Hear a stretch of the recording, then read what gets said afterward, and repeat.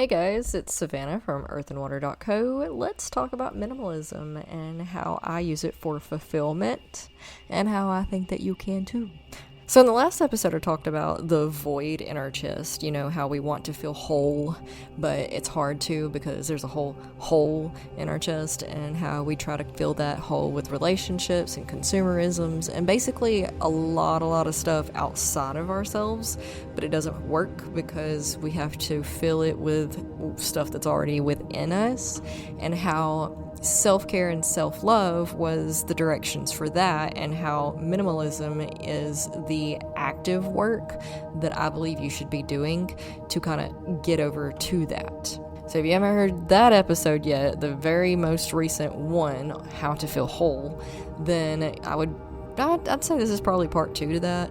But over there I was talking about more of the philosophy end of things, and now I want to touch on actionable steps and minimalism and what exactly you do with that. So minimalism is not denying yourself things at all.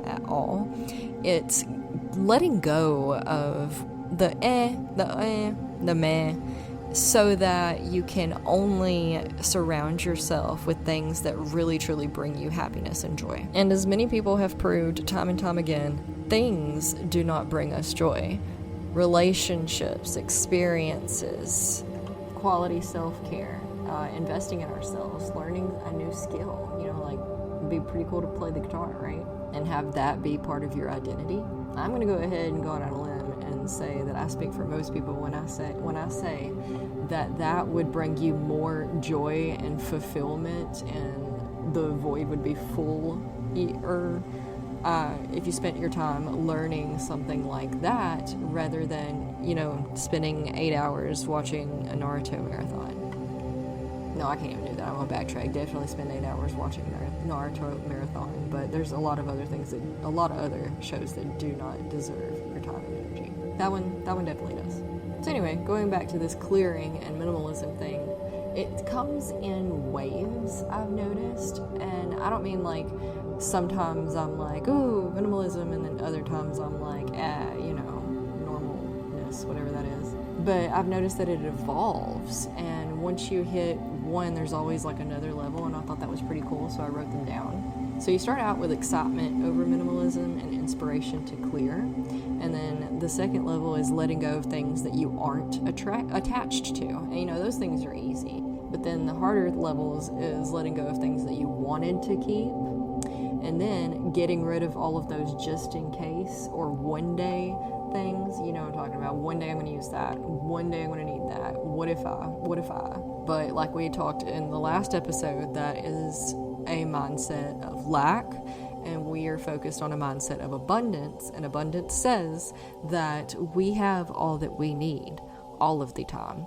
And if by chance we do and we're like, man, I threw it out, nope, it don't matter, you can find another. Okay, somebody's got one you can borrow, or you can run to the store, and it's fine, you'll figure it out. The universe provides all that we need, as long as that we trust and keep our mindset and vibrations and energy headed towards the good of us all. So anyway, that's one of the hardest levels, is the just in case or one day items. But the next one is releasing nostalgia. Man, that's a hard one for a lot of people, but it's extra hard? Allowing sentimentals to go. Wow. So they're the guys who started this whole minimalism thing. They call themselves the minimalists. So they're really easy to find. They have their own podcast, and they have a whole community out there you can talk to. But anyway, they have a couple of books, and one of them in the books was talking about how letting go of his mother's things were really, really hard for him. His mother died, and he was cleaning out her house, and man, let me tell you, I've had to do that, and it is hard. And he said that she kept all of these boxes of everything. She had all of his pictures, all of his schoolwork from 35 years ago, whatever, just like K through 12, all of it just crammed into buckets underneath her bed and in her closet and just stacked up everywhere. And I'm hugely paraphrasing and doing the story no justice because it's been years since I've read it, but the point of the matter is that he was going through all of these items and he was crying, as you do, and it dawned on him, and he said he held on to him for a while. He held on to him for a while, and then one day he realized that the things themselves did not hold on to the memories. The memories were already stored within him. The things were just activating the memories. So he went through and he was able to let go of what he needed to let go of, and he took pictures of that which really mattered so that he let go of the thing, but he still had the pictures to remind him, because pictures are a lot easier to store minimally. They don't pile up, even though my phone memory is constantly screaming at me. But anyway, those sentimentals get a lot of us. To last, I guess it's last. I don't know. Is there another level? You tell me. If you find one, let me know. But clearing out of joy. I have reached the point where it just brings me so much joy to just have all of the space I need around me.